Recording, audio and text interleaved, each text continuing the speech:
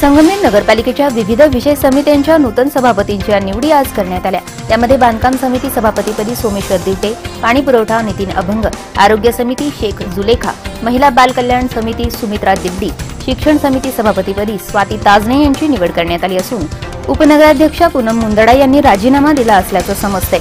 तर या पदासाठी विवेक कासार आणि जावेद जहागीरदार या दोघांमध्ये चुरस निर्माण झाल्यानं उपनगराध्यक्ष पदावर कोणाची वर्णी लागते हे लवकरच स्पष्ट होणार असलं तरी या पदाबाबत उत्सुकता कायम आहे।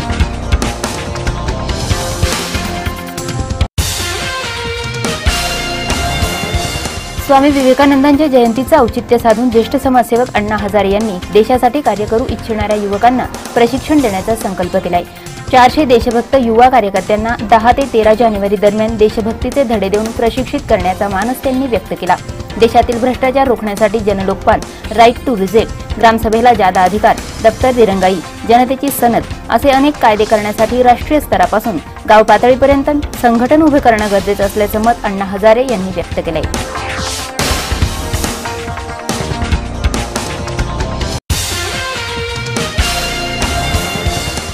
शिर्डी विकास प्राधिकरणाबाबत नागरिकांच्या असलेल्या भावना लक्षात घेऊन राज्याचे कृषी आणि पणन मंत्री राधाकृष्ण विखे पाटील यांनी शिर्डी प्राधिकरण रद्द करण्याबाबतचा प्रस्ताव मुख्यमंत्री पृथ्वीराज चव्हाण यांच्याकडे सादर केलाय।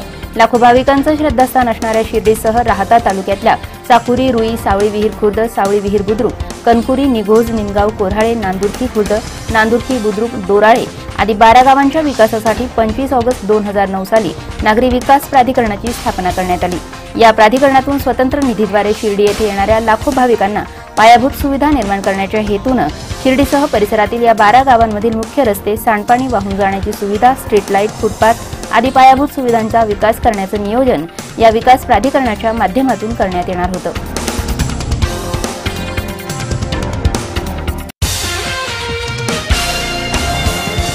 शिर्डी येथे नववर्षानिमित्त देशभरातल्या लाखो भाविकांनी साईंचं दर्शन घेतलं। वर्ष अखेरपासूनच म्हणजे 31 डिसेंबर 2012 पासून भाविकांची गर्दी जमण्यास सुरुवात झाली होती।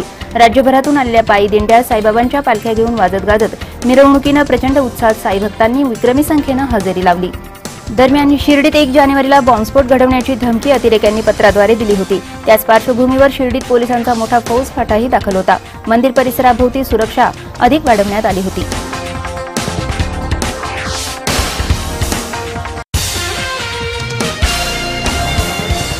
कोपरगावात संत्रा व्यापाऱ्याला लुटण्याची घटना घडली आहे। या प्रकरणी राहता येथील एका विरुद्ध गुन्हाही दाखल करण्यात आलाय।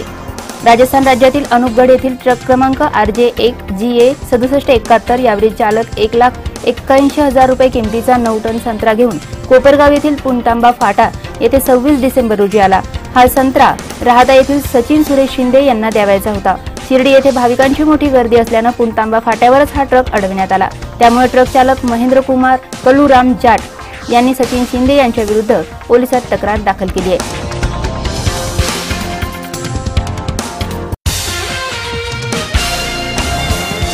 गेल्या अनेक वर्षांपासून प्रतीक्षेत असलेल्या संगमनेर बाह्यवळण रस्त्याचं काम आता पूर्णत्वाच्या मार्गावर आहे। आगामी काळात या बाह्यवळण रस्त्यावरून वाहनं ये जा करू लागतील।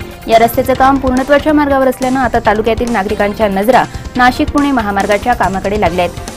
नाशिक-पुणे महामार्ग संगमनेर शहरापासून जातो। या रस्त्यावरून वाहनांची नेहमीच प्रचंड वर्दळ असते। छोट्या वाहनांबरोबरच अवजड वाहनं देखील या रस्त्यावरून ये जा करतात। त्यामुळे शहरात वाहतुकीची कायमच कोंडी होत होती। नूतन वर्षाच्या प्रारंभी नाशिक-पुणे राष्ट्रीय महामार्गाच्या कामाबाबत नागरिकांमध्ये विशेष उत्सुकता दिसून आली आहे।